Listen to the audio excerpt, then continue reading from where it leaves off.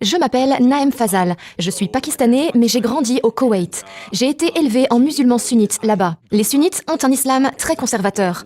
Alors on devait apprendre le Coran par cœur, à la maison et à la mosquée. Il fallait aussi connaître les hadiths. Les hadiths, ce sont les paroles du prophète Mahomet. Et puis, j'ai toujours été bercée par l'idée assez forte que ce serait un honneur de prier pour Allah.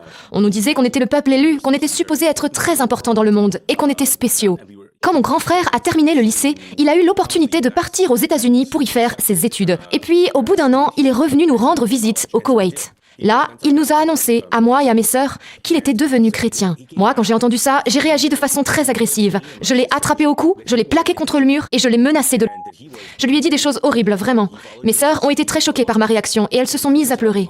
Mon frère, lui, a eu tellement peur qu'il n'a rien dit à nos parents. Il n'en a plus parlé à personne, en fait, et il est retourné aux États-Unis. Naïm, 2 ans plus tard, vous allez vivre une expérience terrifiante. Un esprit démoniaque vous apparaît dans votre chambre, mais soudain, il se produit quelque chose d'extraordinaire. Vous vous retrouvez face à face avec Jésus. Que s'est-il passé ?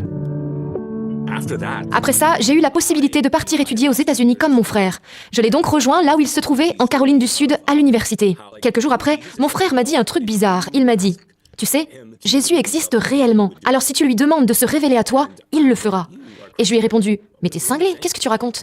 Et lui, il insistait « Non, mais si tu lui demandes sincèrement, il le fera, il se manifestera à toi. » Moi, je ne comprenais absolument pas ce qu'il me disait, je pensais juste qu'il était devenu un fanatique religieux, un cinglé.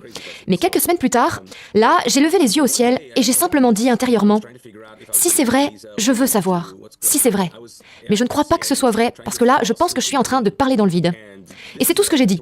Et puis, je crois que c'était 2 ou 3 jours plus tard, et c'est là que l'histoire devient extrêmement étrange. J'étais dans ma chambre, sur le point de me coucher. Alors, je me suis levée, et au moment où je m'apprêtais à éteindre la lumière, j'ai senti qu'il y avait une présence dans ma chambre. Je ne comprenais pas ce qui se passait. Je voyais que mon corps se mettait à réagir à quelque chose que je ne pouvais pas voir de mes yeux. J'ai senti comme si la mort était entrée dans ma chambre. Une peur immense m'a envahie. Je ne comprenais pas pourquoi, parce qu'il n'y avait rien autour de moi. Et tout à coup, quelque chose a agrippé mes épaules, m'a tiré en arrière et m'a plaqué contre mon oreiller. J'étais complètement sous le choc. J'ai essayé de me débattre, mais on m'a alors attrapé aussi les jambes. Je me suis retrouvée paralysée de partout. Et la seule chose que je pouvais encore bouger, c'était ma tête. Alors moi, j'ai commencé à regarder paniquer tout autour de moi pour essayer de comprendre ce qui m'arrivait. Mais je ne voyais rien. Je sentais seulement que quelque chose me maintenait bloquée. Alors là, je me suis mis à crier. J'ai appelé mon frère de toutes mes forces. Parce que oui, il était dans la chambre juste à côté de la mienne. Mais là, je me suis rendu compte que je ne m'entendais pas crier. Je n'entendais pas ma voix.